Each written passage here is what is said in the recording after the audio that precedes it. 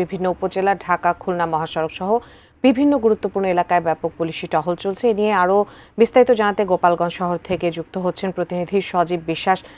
সজীব, সকালেও আপনার সাথে যুক্ত ছিলাম। গোপালগঞ্জে ব্যাপক নিরাপত্তা ব্যবস্থা কিন্তু নেওয়া হয়েছে, আপনি জানাচ্ছিলেন।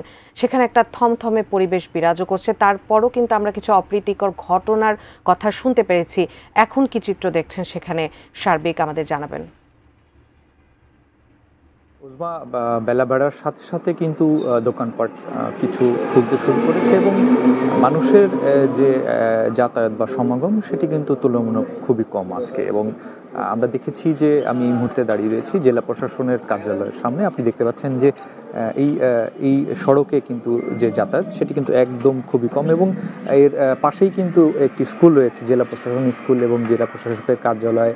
এর সামনে রয়েছে পুলিশ সুপারের কার্যালয় এবং আমার সামনে রয়েছে চিফ জুডিশিয়াল ম্যাজিস্ট্রেট আদালত। এবং এই রাস্তাটাই বা এই এলাকাটি সবসময় জনসমাগমের একটি ব্যাপক জনসমাগম থাকে। এবং আমরা আরেকটু যদি বলি যে সকাল থেকেই যে শিক্ষা প্রতিষ্ঠানগুলো, সেই শিক্ষা প্রতিষ্ঠানগুলোতে কিন্তু শিক্ষা প্রতিষ্ঠান খোলা রয়েছে, কিন্তু শিক্ষার্থীদের যে উপস্থিতি সেটি কিন্তু তুলনামূলক কম আমরা দেখেছি। এবং ঢাকা খুলনা মহাসড়ক বা ঢাকা থেকে যে সকল দূরপাল্লার গাড়ি ছেড়ে যায়, সেই গাড়ি ছেড়ে যাওয়ার যে সংখ্যা সেটি কিন্তু একদমই কম বলা চলে। এবং দূরপাল্লার যে গাড়ি সেটি খুব কম ছেড়ে যাচ্ছে। এবং আমরা দেখেছি যে শহরের মোড়ে মোড়ে এবং গুরুত্বপূর্ণ স্থানে কিন্তু এই পুলিশি যে টহল বা পুলিশি যে তৎপরতা সেটি কিন্তু ব্যাপক পরিমাণে নেওয়া হয়েছে। এবং আরেকটু যদি বলে রাখি যে গোয়েন্দা তৎপরতা, জেলা জুড়ে গোয়েন্দা তৎপরতাও কিন্তু বাড়ানো হয়েছে। এবং এখনকার সর্বশেষ যে